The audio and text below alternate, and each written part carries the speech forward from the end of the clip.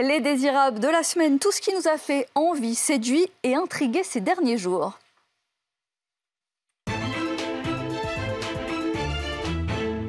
Avec pour nous accompagner Frédéric Picard, présidente de Carrel, bonjour. Et bonjour. Avec Nathan Cocampo. Et vous avez sélectionné notamment ce coup de jeune pour Ruinart cette semaine sur son site historique, évidemment, à Reims. Oui, la plus ancienne maison de Champagne, fondée en 1729, a commencé les travaux pour moderniser et agrandir son site historique aux 4 rues de Crayères. 24 mois de travaux pour accueillir, entre autres, un nouveau pavillon en forme de flacon et en pierre calcaire. Le bâtiment a été conçu par l'architecte japonais Son Fujimoto.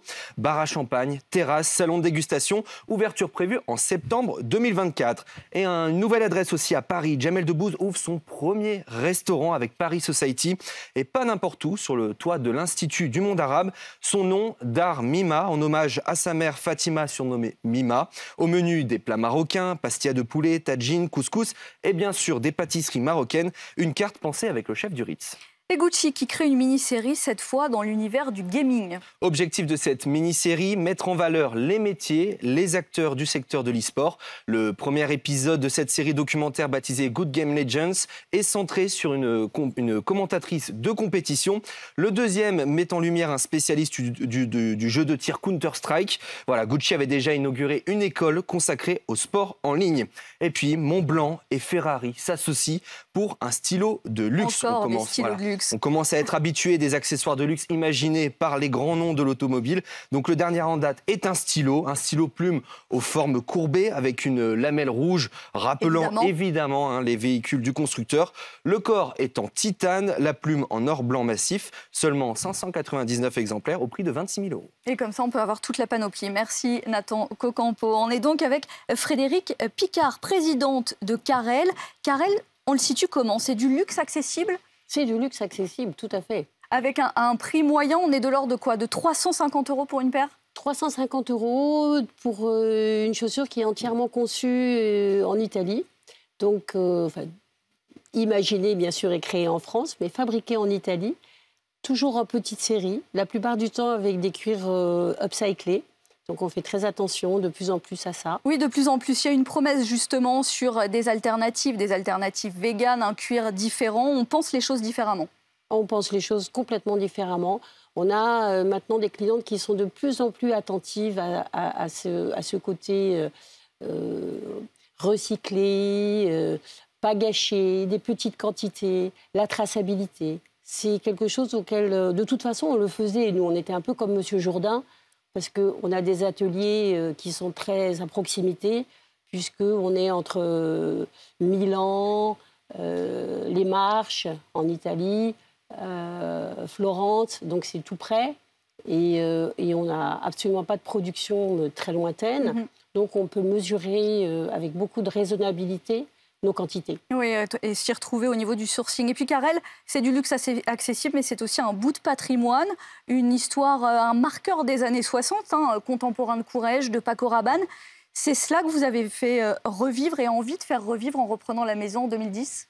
Alors effectivement, c'est une marque qui est née il y a 70 ans, donc qui a été créée par Georges Carrel, et qui venait d'un épisode un peu triste de la guerre.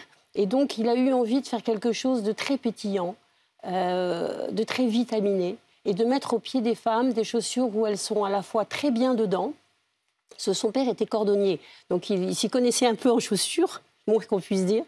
Et donc, c'est une maison qui a un vrai savoir-faire, et en même temps qui a toujours eu à cœur de mettre beaucoup de joie et les vernis, les couleurs pop. Et des couleurs très vitaminées. Voilà, des couleurs très vitaminées. Et d'ailleurs, c'est ce qui séduit aujourd'hui un public très large, puisqu'on a presque 20% de notre chiffre d'affaires en Chine. Et les Chinoises adorent ce côté Parisian girl. Ce côté confortable, stable, et ce côté de je ne sais quoi parisien qui marche très bien à l'export. Qui marche très très bien à l'international, aussi bien à New York qu'à Londres. On a d'ailleurs beaucoup d'influenceuses, oui, mais surtout d'artistes. Je vois derrière, il y a un certain nombre d'artistes comme Louane, Collins, qui est la grande actrice donc, de Emily in Paris, qui a adoré notre sac, donc, et les Babies aussi. Et puis, petit à petit, on a fait notre chemin, si je puis dire, pour une marque de chaussures.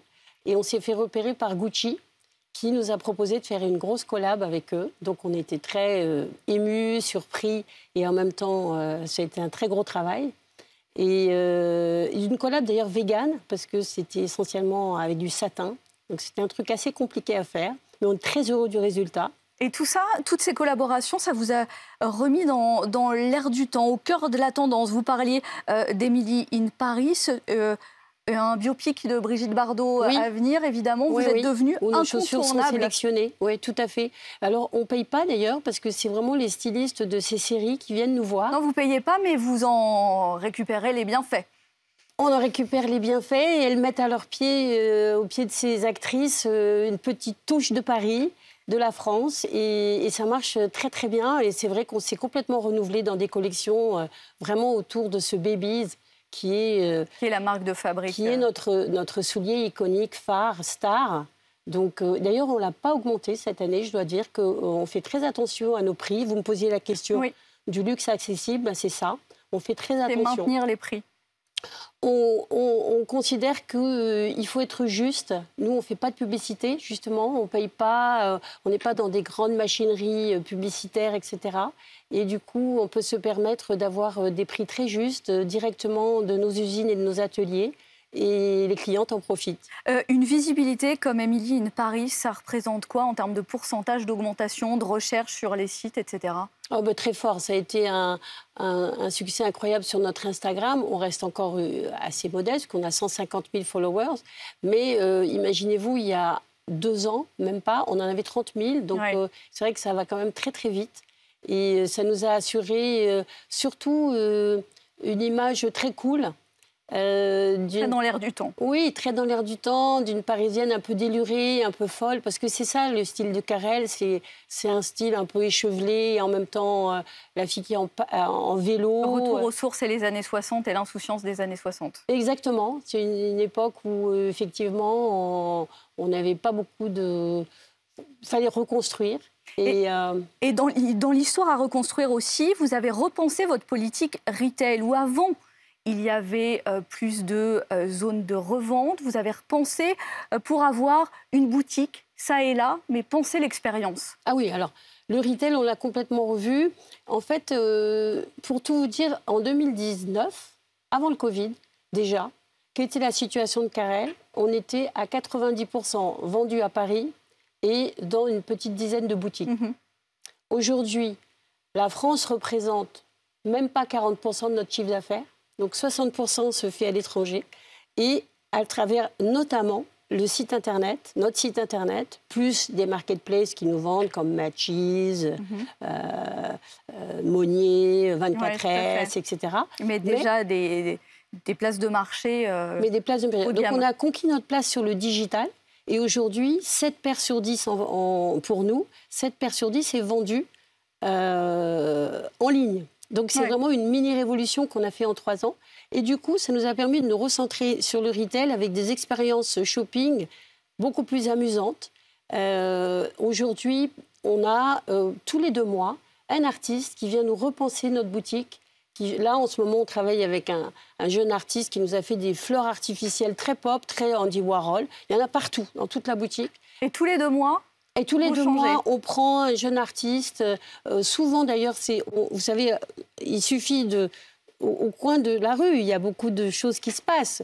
Notamment à Aubervilliers, vous avez quelque chose qui s'appelle Push Manifesto. 250 artistes y travaillent, ont des studios pour créer, ont des céramistes, des peintres, des sculpteurs. Et on s'en sert beaucoup. Ils font souvent des collaborations avec nous. Et donc, on est très heureux d'avoir cette jeune génération qui renoue d'ailleurs avec ce que faisait Tony Carrel, puisque lui, il a travaillé avec, à l'époque, les artistes Toko Kumagai, qui a créé la petite chaussure Topo. Ouais, qui se collectionne. Souris, exactement. Il y avait déjà beaucoup d'humour et beaucoup d'incursions de fantaisie et de créativité pour mettre de la joie de vivre, tout simplement. Hein. Je crois qu'on peut dire ça. L'esprit est Carrel, l'esprit pop Carrel. Merci Frédérique Picard, présidente de Carrel. Iconic Business, le luxe par BFM Business, exclusif, intemporel, mythique, responsable et déculpabilisé, toutes les semaines sur BFM Business et dès à présent sur le site et les réseaux. Iconic Business, le luxe by BFM Business.